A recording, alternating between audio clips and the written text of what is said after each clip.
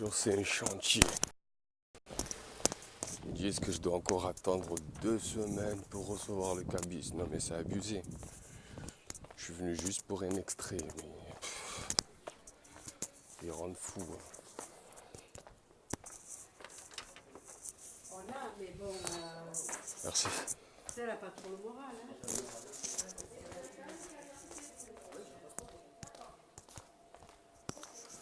Merci madame. Au revoir. Au revoir.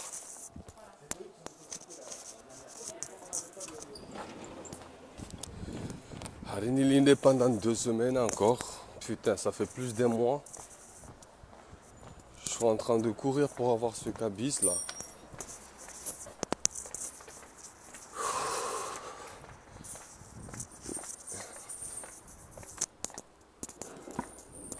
Ils me font tourner en rond. Vraiment, je vais zungua là parce que c'est un quasi Depuis ce mariage se rapprochait un mois avant le mariage, j'ai eu l'impression que mon business il a bloqué complètement. Alors que j'ai de la marchandise qui est tendance, donc c'est bizarre. Faut vraiment la zungu et bah il y a vraiment un souci. On essaye de me bloquer de partout. Mais je lâche pas. Je ne lâche pas l'affaire. Donc tout à l'heure je disais en fait au sujet de ceux qui ont des projets aux Comores là. Ou de ceux qui ont des projets professionnels qui veulent démarrer.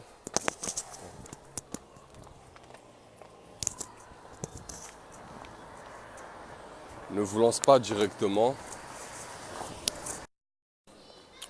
Bon là j'ai un tonton qui vient de m'appeler. Bon donc ce que je disais c'est que si vous avez un projet professionnel que vous voulez démarrer, ne le faites pas parce que vous avez vu l'autre faire et que ça marche. Il faut vraiment analyser le projet que vous voulez vraiment faire, le secteur. Parce qu'il y a des gens, ça marche par chance. Hein. Il y en a, ils ouvrent un projet, ils s'y connaissent pas du tout, mais par chance, ça fonctionne. Bon, la chance n'existe pas, mais ça veut dire que voilà, Allah fait en sorte à ce que leur projet fonctionne. Après, en France, c'est très difficile. Là, je parle pas de Comores. Comores, voilà, c'est faire un projet là-bas, c'est un jouet. Pour moi, faire un projet au Comores pour que ça fonctionne, si tu connais déjà les gens, si tu n'as pas des gens qui te mettent des bateaux dans les roues, c'est un jouet. C'est un 2-2. Mais ici en France, c'est un combat. Pour faire un projet, pour qu'il fonctionne, c'est pas facile. Il faut vraiment bien s'y connaître en commerce,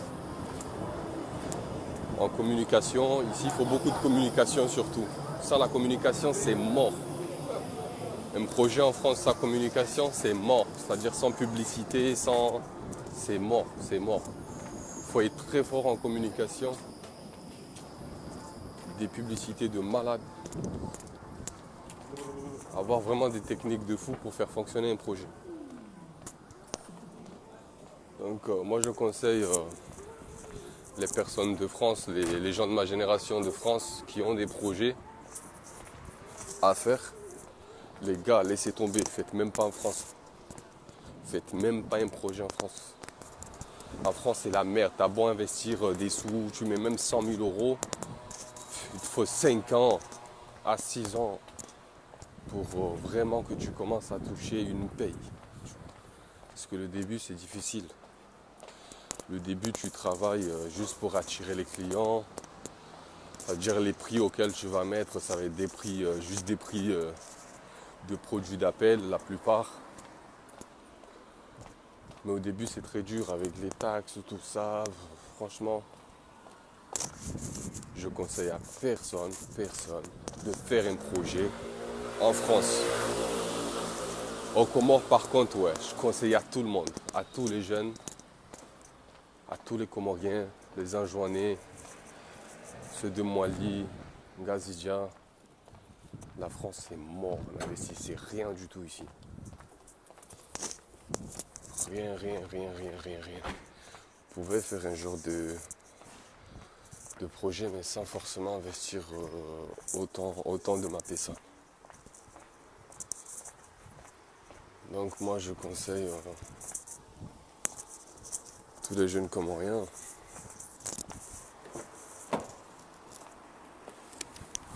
Je vous conseille tous d'investir aux Comores. Aux Comores, il y a de l'argent. Si tu es intelligent, tu sais faire l'argent et que tu fais pas trop le sous-sous. Si tu es aux Comores, tu fais le sous-sous, tu es mort. Si tu es là, tu fais courir derrière toutes les femmes que tu vois, tu vas couler au bout de 1 mois. Ça, c'est connu. Il y en a beaucoup qui partent d'ici. Na fanye projet Comores. On a acheté à droite gauche. Ils vident le magasin pour donner aux femmes. Et en même temps, il veut faire le beau. Il veut faire le mec, ouais, je viens de France, je viens d'ouvrir. Il ne tient même pas de moi. Son projet ne tient même pas de moi. 2-3 mois, 1 an, c'est fini. Le projet, il est mort. Donc les gars, je vous conseille tous franchement d'investir aux Comores, mais avec prudence. Et au moment où vous investissez, il faut y être. Faut pas, ouais, Harikou, Zena, ma frère, non. Il faut y être sur place, tu comptes le moindre centime, toi-même. Tu comptes le moindre centime toi-même. Là, ton projet, il va avancer. Tout le monde sait que comment c'est trop facile. Le commerce au bled, c'est trop facile. C'est un jeu. J'ai jamais fait de projet aux Comores. Mais moi, je me renseigne surtout. Et franchement, c'est un jeu. C'est un jeu. Faire un commerce là-bas, tu fais tout et n'importe quoi, ça marche. Quand je dis tout et n'importe quoi, ça veut dire, voilà, tu vas pas suivre tout le monde comme des moutons. Maintenant, aujourd'hui, tous les projets des Comoriens, c'est quoi? C'est toujours les mêmes, hein. Construction,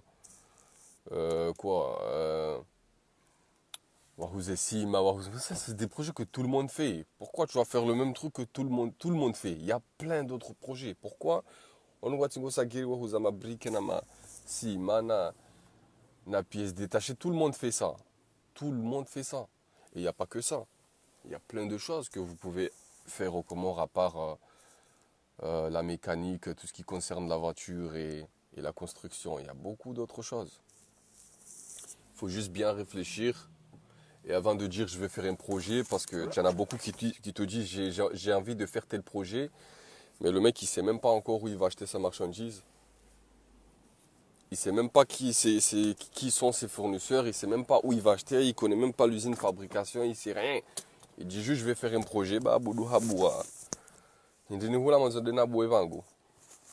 Avant de parler d'un projet, il faut déjà étudier le projet avant de valider un projet dans ta tête. Ça veut dire la première chose déjà c'est quoi? C'est déjà faire, c'est déjà chercher les fournisseurs. Une fois que tu as trouvé un fournisseur sur un type de produit que tu es sûr que ça peut fonctionner aux Comores. Une fois que tu t'es renseigné sur les prix de ton fournisseur ou de ton usine, une fois que tu as fait ça, tu fais une étude de marché du bled. Pas forcément une étude de marché, mais déjà tu regardes les concurrents qui sont aux Comores. Tu vérifies les concurrents du bled. Tu regardes leur prix, à combien ils vendent. Et tu regardes la qualité de ce qu'ils proposent, la quantité, et voilà, et le prix. Tu regardes ces 3 choses-là. Et pour faire fonctionner un business, pour concurrencer quelqu'un ou une société, il faut regarder ces 3. Il faut essayer au moins de concurrencer sur une chose, une de ces 3 choses-là. Le prix, la qualité du produit et la quantité. Maintenant, si tu arrives à le combattre, exemple, tu as la même qualité que lui. Tu as la même qualité du produit que lui.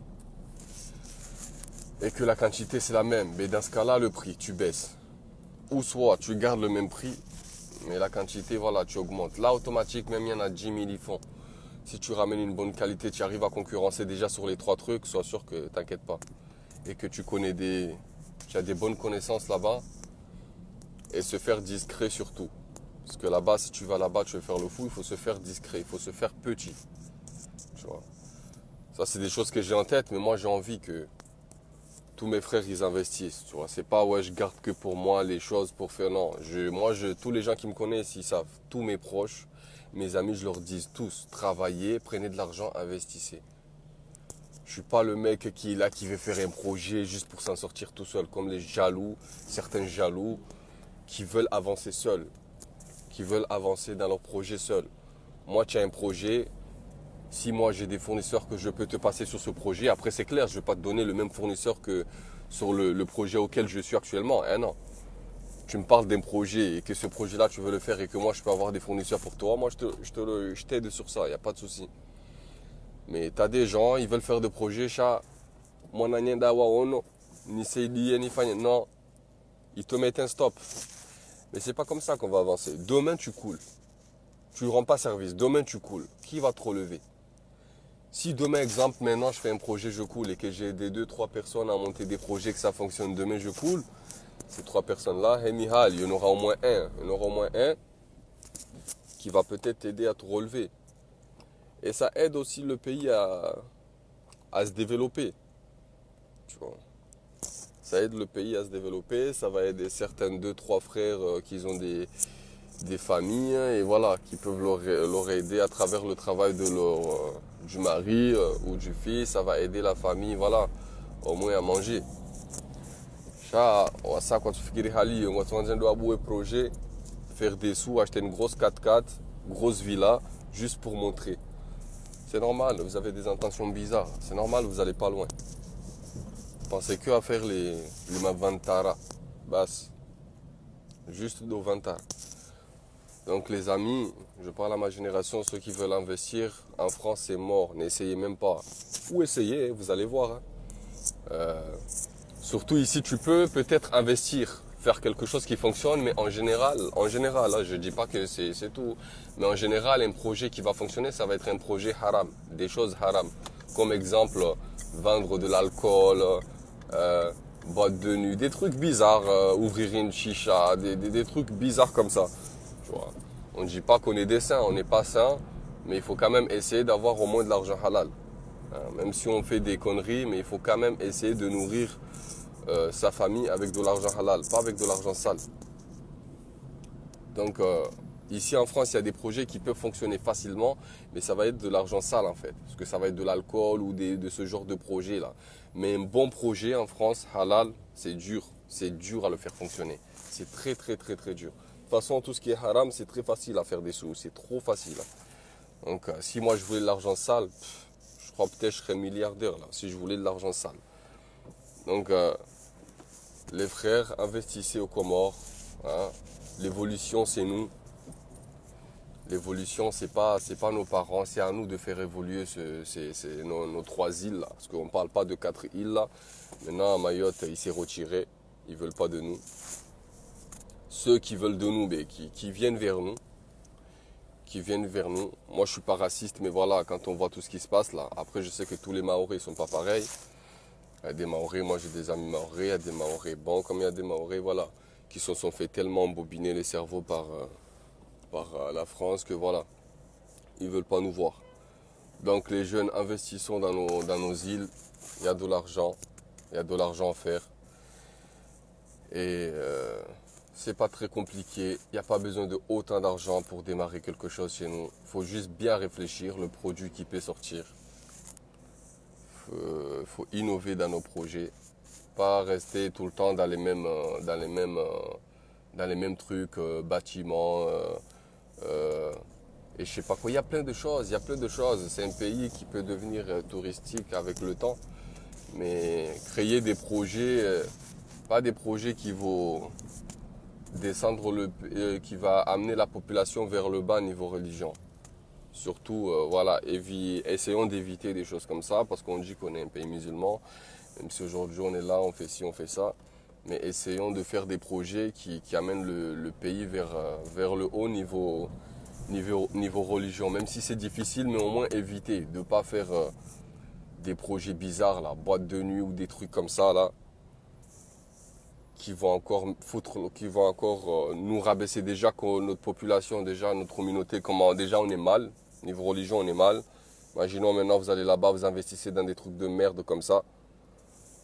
Et là vous n'aidez pas du tout la population à avancer.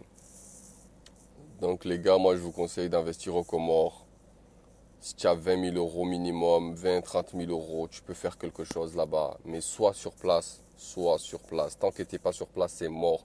Parce qu'il y en a beaucoup qui n'ont pas réfléchi, ils sont partis, ils ont investi à l'arrache, ils se sont fait avoir et ils retournent en France, ils te disent quoi? Vas-y, c'est bon, aux Comores, j'en ai marre, maintenant je vais aller vivre à La Réunion. Comment à La Réunion? Frère, tu es un Comorien, qu'est-ce que tu vas foutre à La Réunion? Qu'est-ce que tu vas foutre à La Réunion? Chacun fait son possible pour retourner dans son pays. Retournons chez nous.